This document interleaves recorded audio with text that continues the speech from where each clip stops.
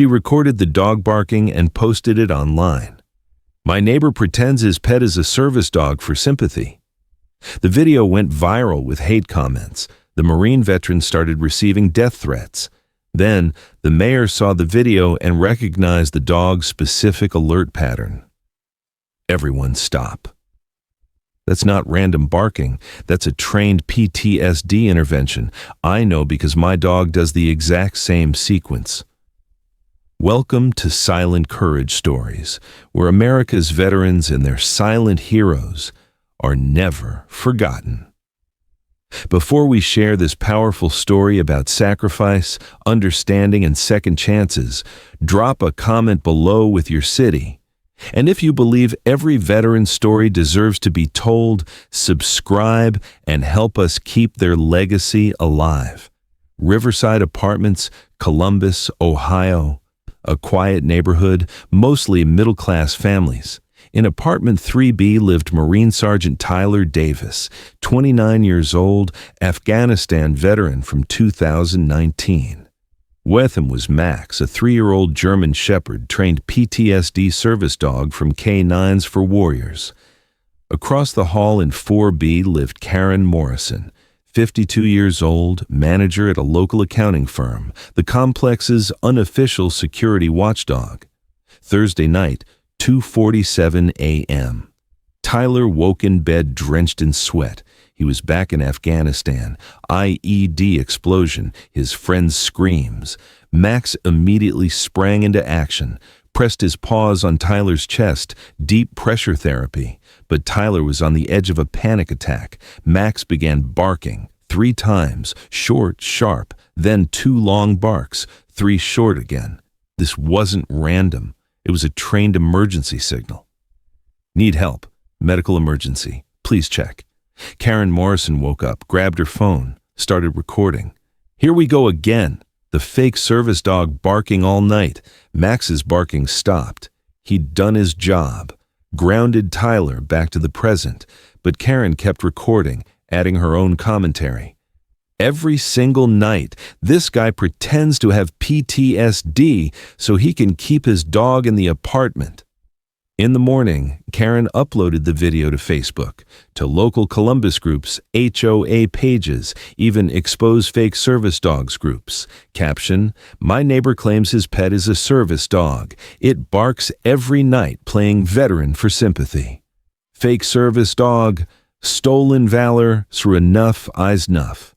The video started going viral, 1,000 views in the first hour. Comments poured in, shameful, insulting real veterans, take the dog away. Isn't this fraud a crime? Give me the address, I'll handle it. When Tyler woke up, he didn't even check his phone. He was preparing for his doctor's appointment, PTSD therapy at the VA hospital. But notes were sliding under his door. Faker. Real veterans hate liars like you. Take your dog and leave. Tyler's hands started shaking. Max pressed against him, applying calming pressure. His phone rang. The landlord. "Mr. Davis, we have a problem. Your neighbor posted a video. Corporate wants me to review the policy." "Sir, Max is a certified service dog." I know. But the social media pressure. We need to have a meeting."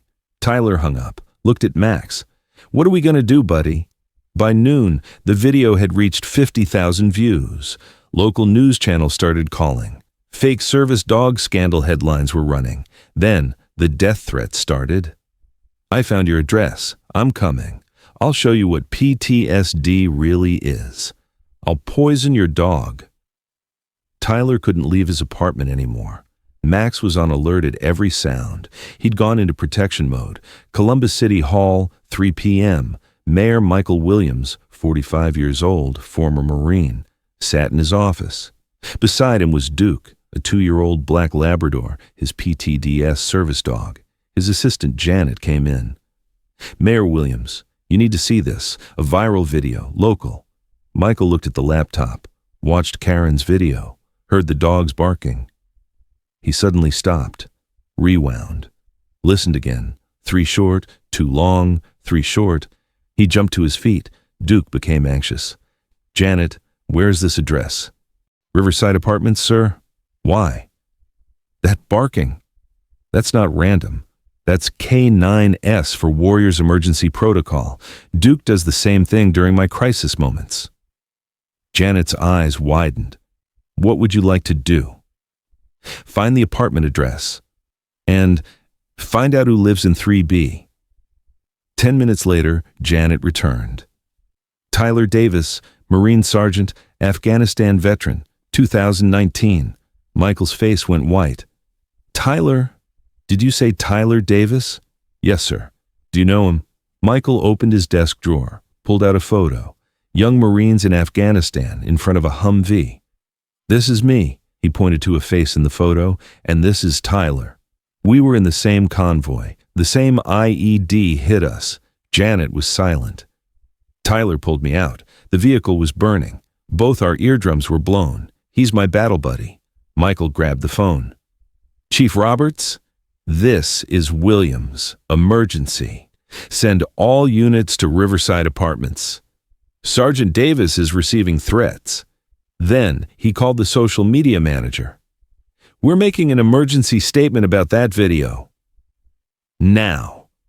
Half an hour later, Riverside Apartments was filled with police cars. Michael arrived with Duke.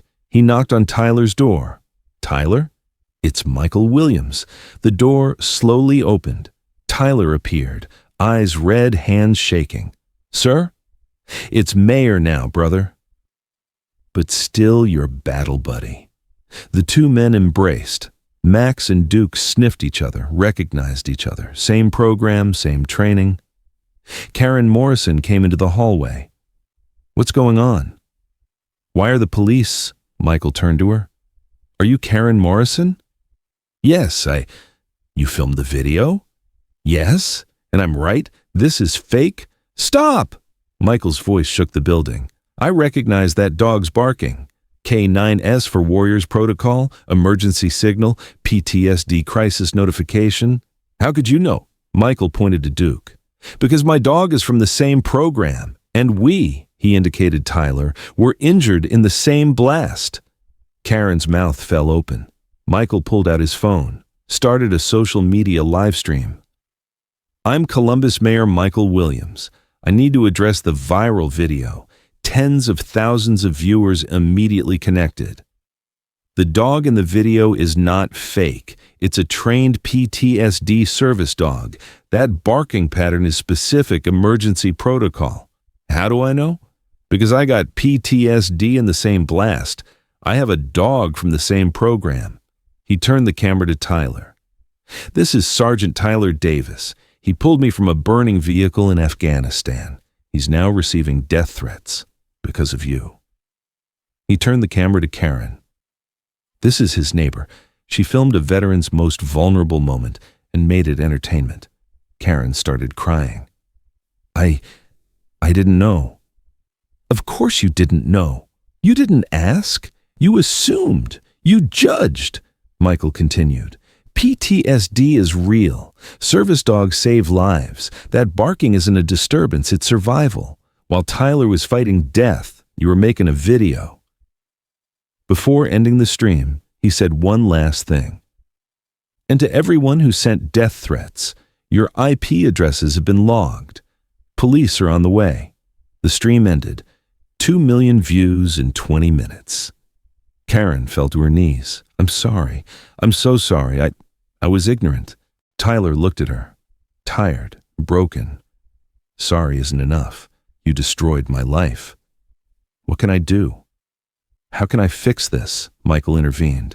First, delete that video, then make an apology video. Tell the truth.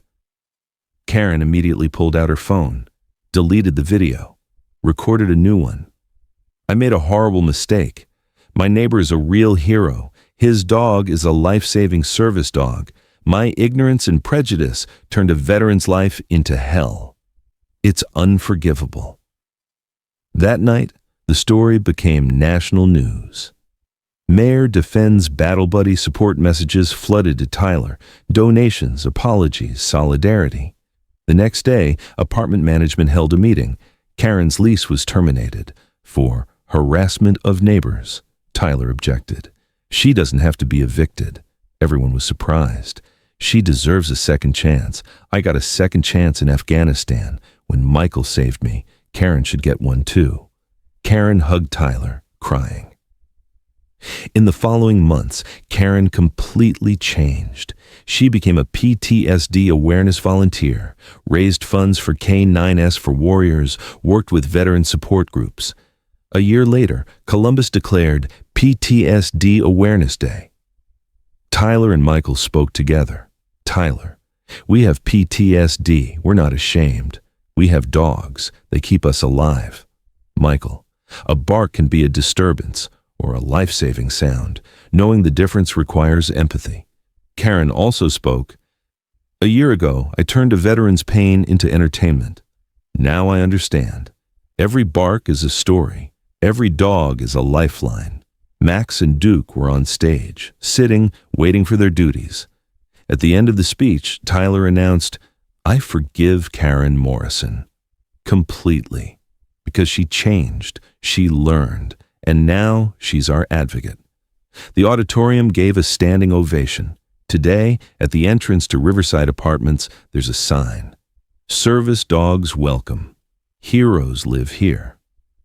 Karen's old apartment, now it's a veteran transitional housing unit, funded by Karen.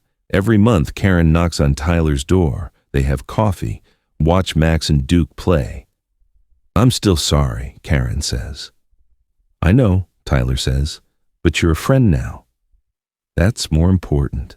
And at night, when Max barks, Karen no longer complains. She looks out the window. If she sees lights on, she texts, Are you okay? Need anything? Because now she knows.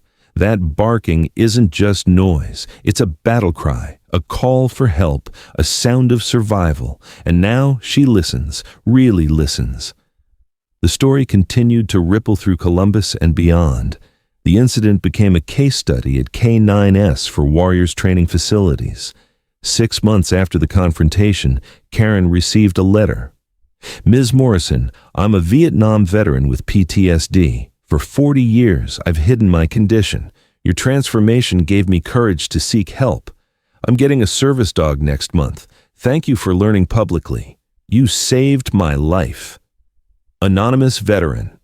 Karen framed the letter. It hangs in her office next to a photo of Max, Duke, Tyler, and Michael at the PTSD Awareness Day. The viral video incident led to city legislation. The Tyler Davis Act, making harassment of service animals a misdemeanor with mandatory education requirements. Michael implemented a city program, Vets and Pets, partnering veterans with service dogs, funded partially by Karen's monthly donations. At a recent city council meeting, someone complained about a service dog in a restaurant. Michael stood up. Let me tell you about service dogs. They're not pets, they're medical equipment, life-saving medical equipment. Would you complain about someone's wheelchair, their oxygen tank? No? Then don't complain about their dog. Tyler now works as a peer counselor at the VA, specializing in veterans with service animals. His office wall has a photo from that night, police cars, Michael hugging him, Max and Duke sitting together. My worst night became my purpose, he tells new veterans.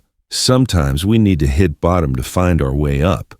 Karen volunteers as his assistant twice a week. She handles intake paperwork, schedules appointments, and most importantly, educates family members about PTSD service dogs. At a recent session, a wife complained, "The dog is always in our bed." "It's annoying," Karen gently explained. "That dog is monitoring his breathing, his heart rate, his movement patterns. It's watching for nightmare signals. It's ready to wake him before he hurts himself or you during a flashback. That dog isn't taking your place. It's keeping your husband alive so he can be with you," the wife cried. "I didn't understand." "Neither did I," Karen admitted, "until I almost destroyed a good man with my ignorance." 3 years after the incident, Columbus hosted the National K9S for Warriors Conference. Tyler and Michael were keynote speakers. Karen was the event coordinator. During the opening ceremony, hundreds of service dogs sat quietly with their veterans. Michael spoke. 3 years ago, a neighbor complained about a dog barking. That complaint nearly cost a life, but it also started a movement. Columbus is now the most service dog-friendly city in America because one woman had the courage to admit she was wrong and change. Karen was invited on stage. She stood between Tyler and Michael, Max and Duke at their feet. "I was the worst kind of ignorant," she said, "the kind that thinks they're right. Tyler and Michael taught me that being right isn't as important as being kind. That understanding beats judgment every time." She looked at Tyler. "You gave me a second chance I didn't deserve. I'll spend my life earning it." Tyler took the mic. "Karen went from my worst enemy to one of my best friends. If that's not proof that people can change, I don't know what is." The conference ended with a demonstration. On cue, all the service dogs performed the emergency bark pattern: 3 short, 2 long, 3 short. "That's not noise," Michael explained to the audience. "That's the sound of veterans refusing to give up. Of dogs trained to drag us back from the darkness. That's the sound of hope." Today, Karen's social media is different. She posts daily about veteran support, PTSD awareness, service dog rights.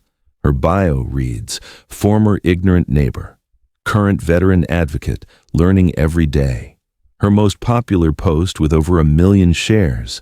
3 years ago, I tried to destroy a veteran because his service dog barked. That dog was saving his life. I was the real disturbance. If you see a service dog working, say thank you. If it barks, ask if you can help. Never assume. Always empathize. A reformed neighbor. Tyler commented on it. "Proud to call you friend." Michael added, "This is how we heal. Together." And late at night when the nightmares come, when Max barks his emergency pattern, Tyler knows he's not alone. Karen is listening. Michael is a phone call away. The city understands. Because sometimes it takes a viral video, a public shaming, and a mayor's intervention to teach a simple truth. Every bark tells a story. Every service dog is a hero. Every veteran deserves respect. And every person, no matter how wrong they've been, deserves a chance to make it right. If this story opened your eyes, share it, because no veteran should ever have to explain their scars. Subscribe to Silent Courage Stories and stand with us in honoring the heroes who keep fighting long after the war ends.